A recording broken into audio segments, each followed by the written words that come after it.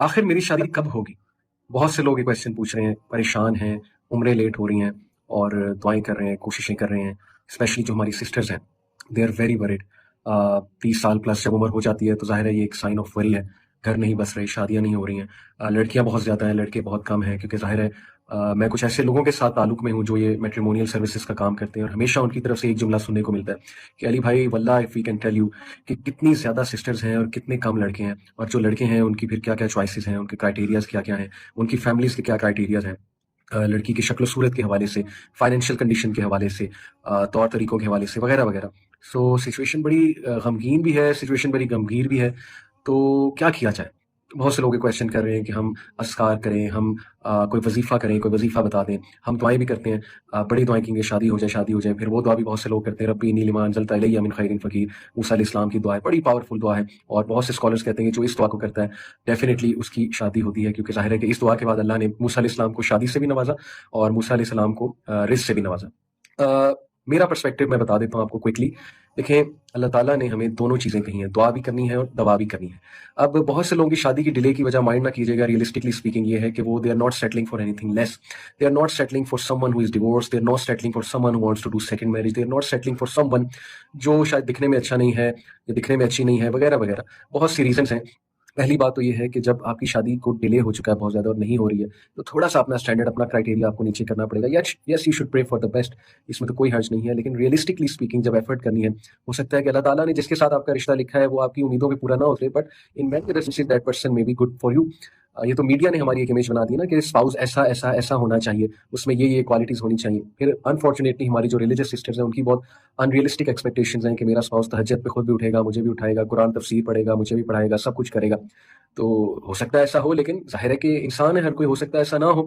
तो yes, I know कि बहुत मोटिवेटेड होते हैं लोग, बहुत अच्छा पार्टनर चाह रहे होते हैं, बट सबसे पहली बात ये है कि रियलिस्टिक एक्सपेक्टेशन सामने रखते हुए एफर्ट करें, राइट चैनल्स को अप्रोच करें। ये मैं आपको वर्ल्डली सेंस में एक व्यू दे रहा हूँ कि जो लोग रिश्ते कराते हैं उनको अप्रोच करें, मैट्रिमोनियल सर्विसेज को अप्रोच करें। अगर आपके शहर में कोई मैट्रिमोनियल सर्विस है जहाँ आप जाके कोई फाइल फिल करें, वहाँ पे अपने रिक्वायरमेंट लिखें वगैरह-वगैरह, वो करें जाके, ठीक है? इस तरह जितना हाथ पैर मार सकते हैं उसको मारें, कोशिशें करें, रिश्ते देखें, मिलें, अपने आपके पेरेंट्स लोगों से मिलें, कोशिश जारी रखें। साथ-साथ अल्लाह सुब्हानहू व तआला से दुआ करते रहें और खुसूसन तहज्जुद में कि अल्लाह ऐसा स्पाउस ना देना जो मुझे मेरी उम्र से पहले बूढ़ा कर दे, ऐसा स्पाउस ना देना जो मेरे लिए बहुत इम्तिहान बन जाए और ऐसा स्पाउस देना अल्लाह जो मुझे दीन और दुनिया दोनों में बहुत फ़ायदा दे। तो अल्लाह से दुआ जारी रखें, रसूलुल्लाह सल्लल्लाहु अलैहि वसल्लम की दुआज़ हैं, उनको जारी रखें। कोई ख़ास वज़ीफ़ा इसका नहीं है, एफ़र्ट करें और दुआ जारी रखें और डेफ़िनिटली तहज्जुद के टाइम दुआ जो है वो बहुत ज़रूरी है और रियलिस्टिकली स्पीकिंग एक्सपेक्टेशंस को नीचे लाएँ। There are many people who want to get married but they are not able to do so because media की गलत-गलत एक्सपेक्टेशंस और जो अनफॉर्चुनेटली कुछ इस्लामिक स्पीकर्स ने भी गलत एक्सपेक्टेशंस बना दी हैं मैरिटल लाइफ़ के हवाले से, उसकी वजह से शादियाँ नहीं हो रही हैं। तो keep trying and remember this कि शादी एक बहुत बड़ी रिस्पॉन्सिबिलिटी है, एक बहुत बड़ा बंधन है।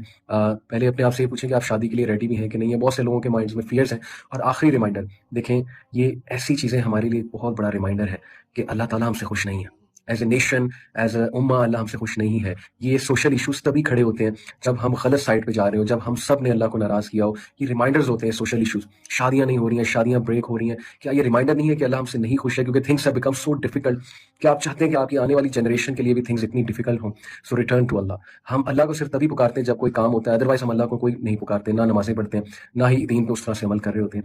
बहुत नुकसान हो चुका है पिछले 10 से 15 साल में। हमने बिल्कुल मोरालिटी की बात नहीं की है। हमने बहुत ज़्यादा, हमारे कल्चर में खराफ़ात आ चुकी हैं। हमारे कल्चर में बहुत इनजस्टिसेज़ हैं, उस पे कोई बात नहीं कर रहा है। जो कर रहे हैं वो इतने ज़्यादा ज़ाहिर है फ़ेमस नहीं है। जिस तरह चल रहा है वैसे ही चलने दिया जा रहा है। तो things need to be worked on. अगर आप चाहते हैं कि आपकी कमिंग जनरेशन इस तरह सफ़र ना करें कि उनकी 30-30, 35-35 साल उम्र हुई है और उनकी शादियाँ नहीं हो रही हैं, ये सारा कुछ, ये सारा सिनेरियो हमारे लिए एक रिमाइंडर है। और आपने इंशाल्लाह कल को अपने बच्चों की ग्रूमिंग ऐसे करनी कि उनकी शादियाँ भी जल्दी हों, उनकी एक्सपेक्टेशंस भी इस्लाम पर मबनी हों और बड़े मैच्योर और वाइज़ किस्म के लोग हों।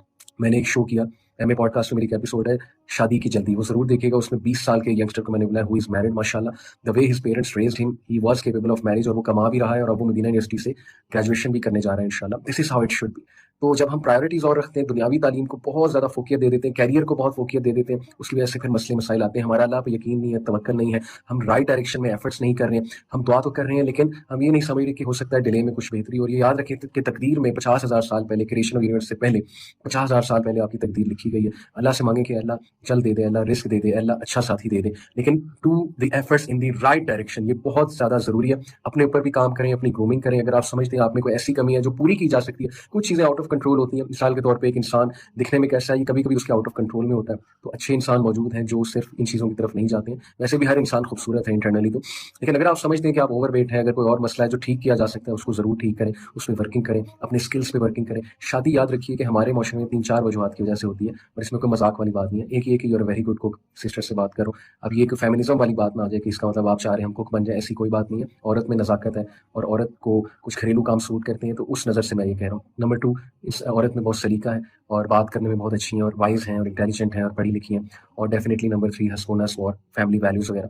तो बहुत सी चीज़ें ग्रूम करने वाली हैं, बहुत सी चीज़ें, बहुत से स्किल्स ग्रो होने वाले हैं, उनको करें, बजाय के सैड होने के, बजाय के हाथ पर हाथ धरे बैठे रहने के, और बजाय के नेगेटिव होने के और टेंशन लेने के और ये सोचने की मेरी शादी क्यों नहीं हो रही है। Do the efforts in the right direction. खुद रिश्ते ढूंढते मत फिरें, ना ही लड़के।